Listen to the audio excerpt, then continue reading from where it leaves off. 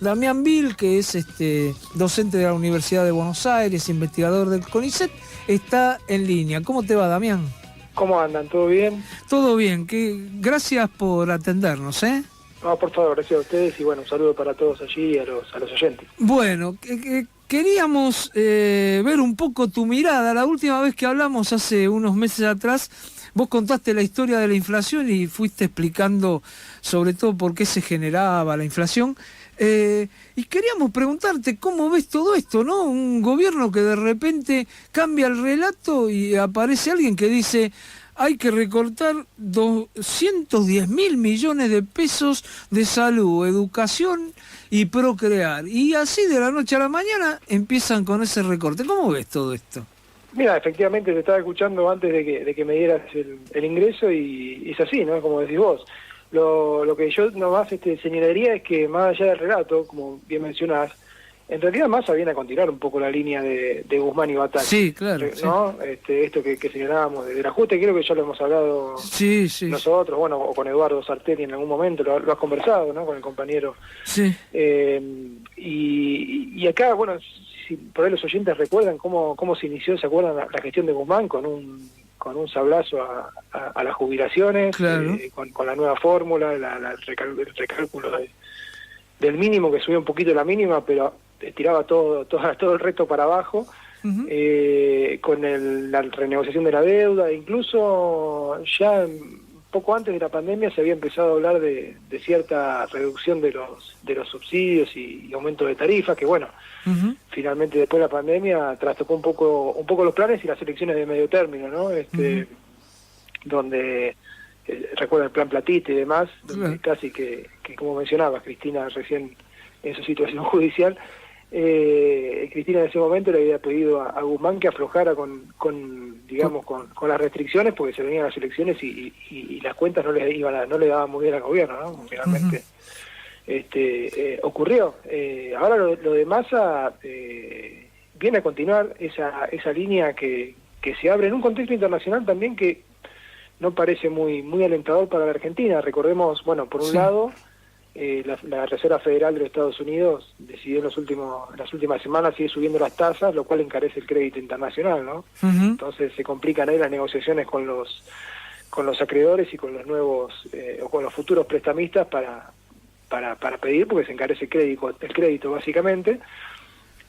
Bien que, como señalabas vos también, ¿no? El equipo económico pusieron gente muy avesada en esos trámites, claro. Rubinstein, claro.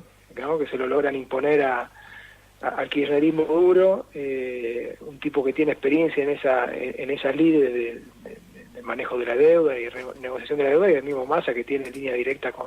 Claro, un poco esto me hace recordar a lo que decía Macri, que dijo una vez, hacer lo mismo pero más rápido, ¿no? Porque lo que vos decís es cierto, venía todo un ajuste, pero es más, ahora lo hacen así, más rápido y muy a la vista, es decir, hoy nadie puede decir, no, esto no es un ajuste, ¿no? Venía, como decís vos, venía y pasaron cosas, ¿no? Podría decir Massa recuperando la expresión de Macri también, ¿no? Claro. Porque claro, efectivamente...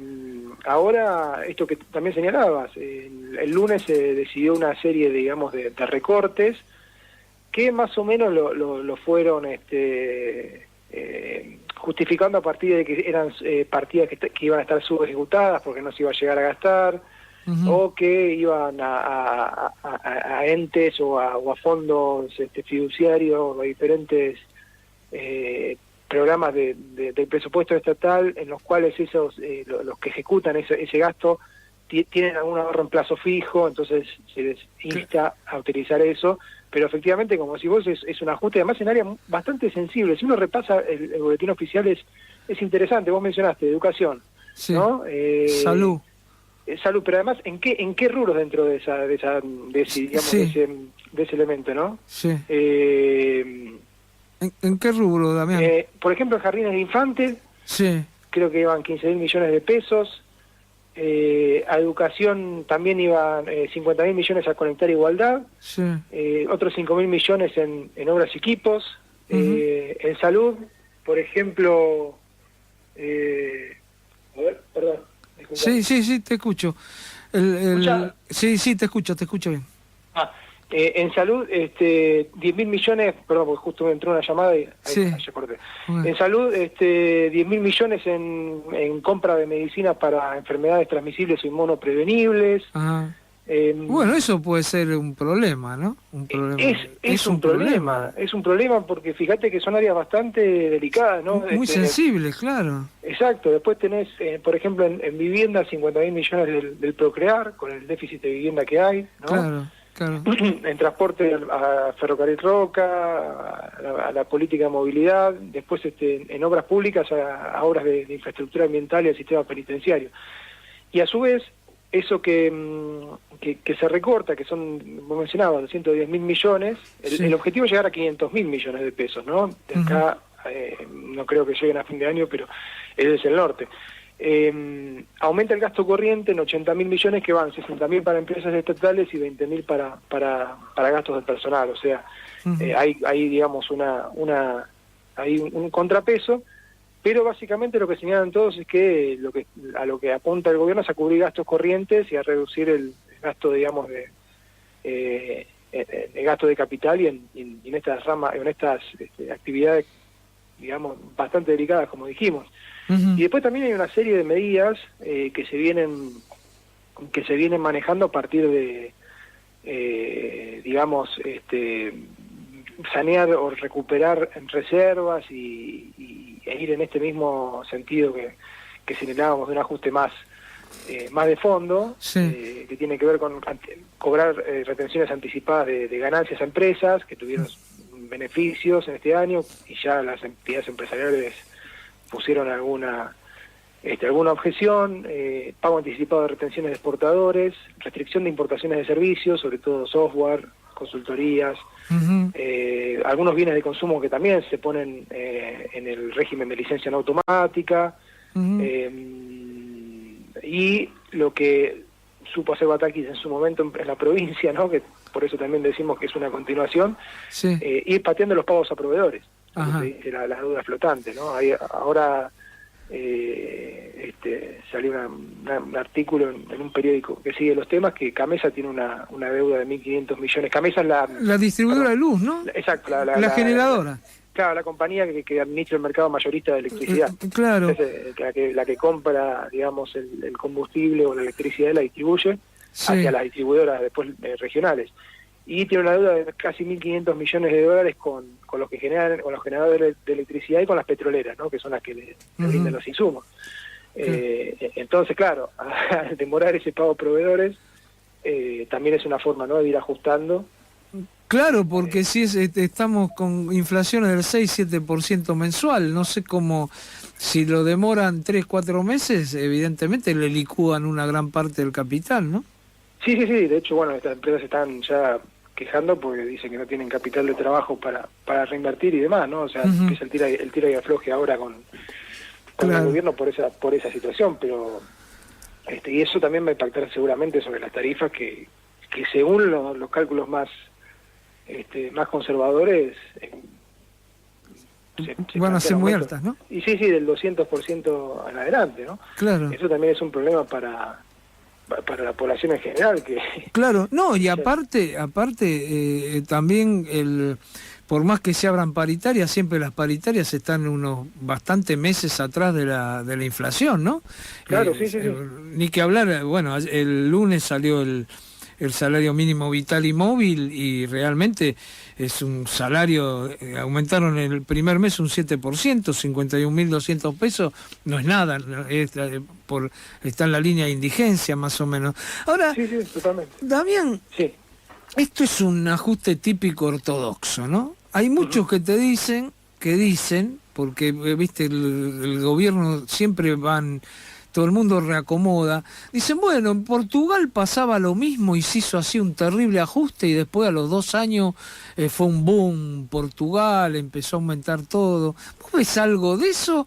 ¿O ves, por ejemplo, que sí se están mandando todo este ajuste lo más que puedan para el año que viene, que es un año electoral, por ahí poder no seguir haciendo tantos ajustes? ¿Qué es lo que ves vos? Mira, yo creo que el caso Portugal hay que estudiarlo con más detenimiento, pero creo que es la opción que señalas vos. O sea, acá hay una serie de cuestiones que también la hemos charlado, que tienen que ver con cómo es la dinámica de la economía argentina, ¿no? Sí. Básicamente, el problema es el rezago de la productividad del trabajo, de la estructura económica general, y el cáncer que tiene la Argentina es su propia clase dominante que se va comiendo el país. Yo creo que todas estas maniobras en realidad están apuntando a llegar al 2023. Están apuntando a llegar al 2023 y tratar de hacer algunos cambios que puedan darle darle alguna sustentabilidad al plan económico, sobre todo de cara a la negociación de la deuda, ¿no? Se señala que en el caso, digamos, ahora también Massa viajaría a Estados Unidos para hablar con el FMI, también para reunirse con empresas de energía y mineras, y en el caso de mostrar cierta solvencia, se trabarían algunas partidas de préstamos que son en realidad para pagar préstamos viejos, digamos, básicamente, ¿no? Sí. Pero acá está el problema que señalamos más de una ocasión, el problema de los dólares, ¿no? Hoy día,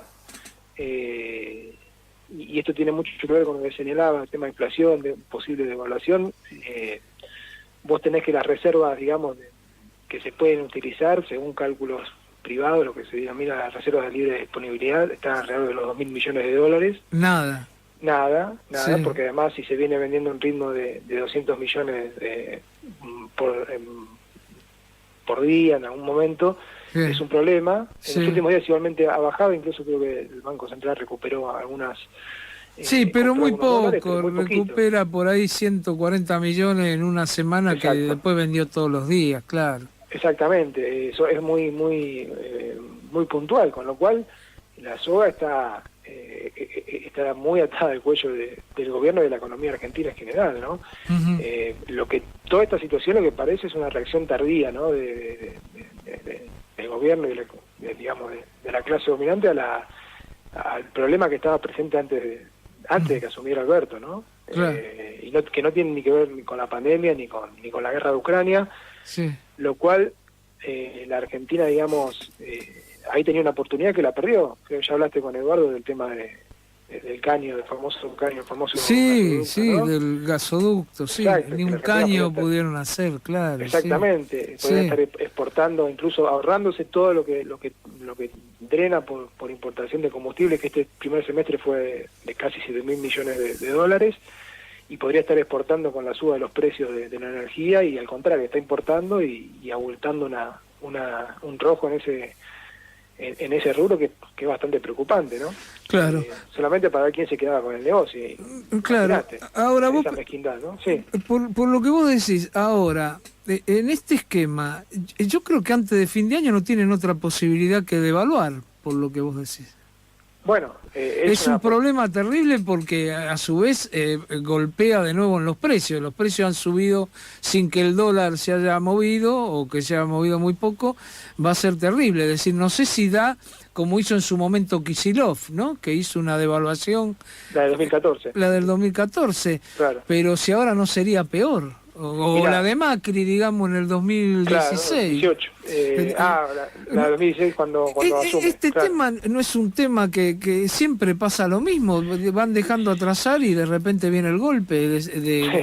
Totalmente, sí, se actualiza. A ver, hay una cosa, digamos, en la coyuntura que más ha logrado, digamos, estabilizar la situación del dólar, sí, con una interesante, digamos, devaluación, porque, digamos, entre la renuncia de Guzmán y el día de hoy, bueno, el día de la cotización de ayer, sí, hay entre un 9 y un 11% de devaluación, ¿no? Hubo un pico, ¿te acordás? Cuando estaba Bataki todavía, que el blue llegó a casi 340 y el oficial, claro, con los impuestos también, se iba hasta casi 300, sí, y luego, bueno, ahora se está estabilizando, pero ahí, cerca de los 300 pesos. Claro, o sea, ahí ya hubo un primer sacudón. Y después, fíjate que todo esto que te mencionaba de las otras medidas que por ahí no están tanto en el